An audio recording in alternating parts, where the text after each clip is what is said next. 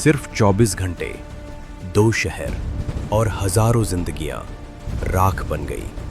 15 अप्रैल 2026 की शाम लखनऊ, 16 अप्रैल 2026 की दोपहर गाजियाबाद। 2 अलग जगह, 2 अलग वक्त, लेकिन जो हुआ वो बिल्कुल एक जैसा था। अचानक लगी आग, तेज हवा और फिर एक के बाद एक धमाके। लोग समझ भी नहीं पाए और उनका सब कुछ उनकी आंखों के सामने जल गया। घर, सामान, सपने, सब खत्म। एक तरफ लखनऊ था, दूसरी तरफ गाजियाबाद। 2 अलग जगह, लेकिन कहानी एक ही थी, आग और बर्बादी। और सबसे बड़ा सवाल था, ये आग लगी थी या लगाई गई थी? लखनऊ के विकास नगर की एक बस्ती में जिंदगी मुश्किल जरूर थी, लेकिन रुकती नहीं थी। रोज सुबह लोग अपने काम पर निकल जाते थे।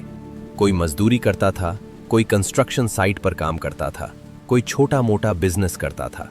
किसी को अंदाजा भी नहीं था कि कुछ ही देर में ये सब खत्म होने वाला है। फिर एक जगह से हल्का सा धुआं उठता है।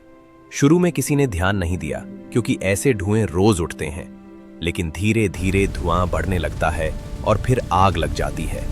एक चिंगारी जो शायद किसी ने क्लियरली देखी भी नहीं, इतनी बड़ी आग बन गई कि पूरी बस्ती को अपनी लपेट में ले लिया। प्लास्टिक के घर, लकड़ी की दीवारें, कपड़े और पुराना सामान, सब कुछ आग के लिए फ्यूल बन गया।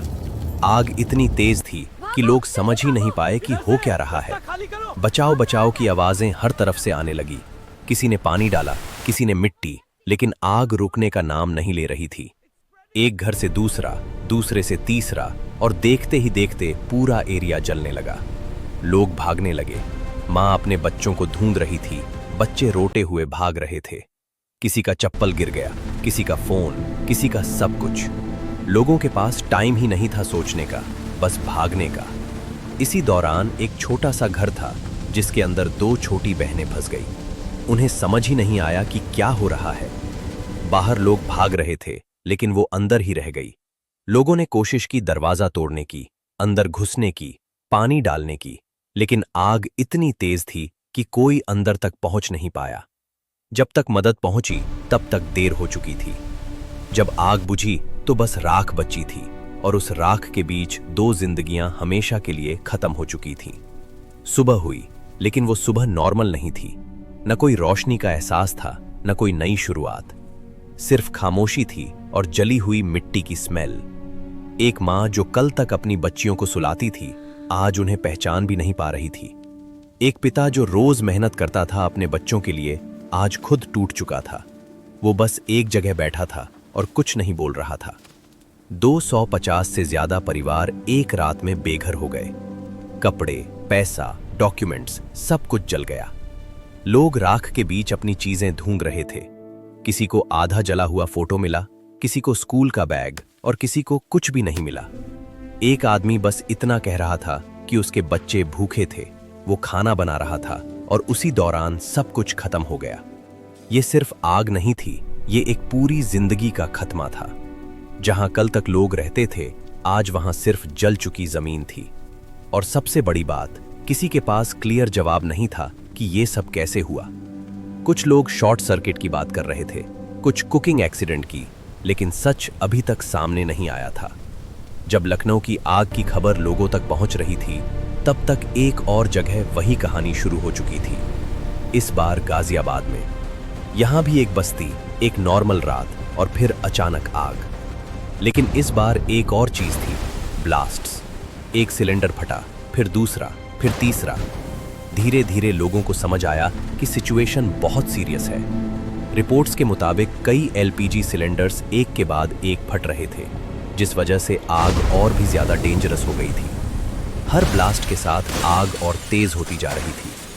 नैरो गलियां और पास पास बनी झुग्गियां लोगों के लिए बाहर निकालना मुश्किल कर रही थी। लोग एक दूसरे को धक्का देते हुए भाग रहे थे।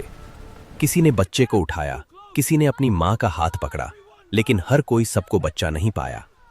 कई बच्चे अपने माँ बाप से अलग हो गए। कोई अपने बच्चे को ढूंढ रहा था, कोई अपनी माँ को पुकार रहा था। चीख और धुआं इतना ज्यादा था कि कुछ क्लियरली दिखाई भी नहीं दे रहा था। 150 से ज्यादा झुग्गियां जलकर खत्म हो गई। लगभग 1000 लोग एक रात में बेघर हो गए। जो लोग कल तक अपने घरों में थे, आज उनके पास सिर्फ वो कपड़े थे जो उन्होंने पहने हुए थे। फायर ब्रिगेड और पुलिस ने सिचुएशन को कंट्रोल करने की कोशिश की, लेकिन सिलेंडर ब्लास्ट्स और फ्लेमेबल मटेरियल्स की वजह से आग को कंट्रोल करना मुश्किल हो रहा था। काफी देर के बाद आग को बुझाया गया, लेकिन तब तक नुकसान हो चुका था। अगली सुबह गाजियाबाद में भी वही हाल था जो लखनऊ में था। जली हुई झुग्गियां, राख में बदली जमीन और लोग जो बस खड़े देख रहे थे। कुछ लोग चुप थे, कुछ रो रहे थे और कुछ बस समझने की कोशिश कर रहे थे कि उनके साथ क्या हो गया। बच्चे कंफ्यूज थे, सबके दिमाग में एक ही सवाल था, अब क्या होगा। इन दोनों इंसिडेंट्स के बाद एक बड़ा सवाल उठता है कि आखिर ये सब हुआ कैसे। लखनऊ के केस में एग्जैक्ट कॉज अभी तक क्लियर नहीं है। गाजियाबाद में सिलेंडर ब्लास्ट एक मेजर फैक्टर माना जा रहा है, लेकिन फिर भी सवाल ये है कि इतना बड़ा नुकसान इतनी जल्दी कैसे हो गया। अथॉरिटीज इन्वेस्टिगेशन कर रही हैं और जब तक ऑफिशियल रिपोर्ट नहीं आती तब तक किसी कंक्लूजन पर पहुंचना सही नहीं होगा। ऐसे केसेस में अक्सर सबूत जल जाते हैं, इसलिए सच तक पहुंचना मुश्किल हो जाता है। इससे पहले भी ऐसे इंसिडेंट्स हो चुके हैं जहां शॉर्ट सर्किट या सिलेंडर ब्लास्ट की वजह से आग फैल गई। हर बार कहानी लगभग सेम होती है। लोग सब कुछ खो देते हैं और फिर धीरे धीरे दोबारा शुरू करते हैं। लखनऊ में एग्जैक्ट कॉज अभी तक क्लियर नहीं है। कुछ लोग शॉर्ट सर्किट की बात कर रहे हैं, कुछ कुकिंग एक्सीडेंट की। गाजियाबाद में सिलेंडर ब्लास्ट्स एक बड़ा रीजन माना जा रहा है, लेकिन सवाल ये है, इतनी बड़ी आग इतनी जल्दी कैसे फैल गई। क्या ये सिर्फ एक एक्सीडेंट था या फिर कहीं ना कहीं सिस्टम फेल हुआ, सेफ्टी मेजर्स की कमी, प्लानिंग की कमी, या फिर कुछ और जो अभी तक सामने नहीं आया। आप क्या सोचते हैं, क्या ये सिर्फ एक एक्सीडेंट था या कहीं ना कहीं सिस्टम फेलियर भी है? अपनी राय जरूर शेयर करें। अगर आपको ऐसे रियल स्टोरीज पसंद हैं जो सिर्फ कहानी नहीं बल्कि रियलिटी दिखाती हैं, तो इस वीडियो को शेयर करें और चैनल को सब्सक्राइब करें। मैं मिलता हूं आपसे नेक्स्ट वीडियो में एक और सच के साथ।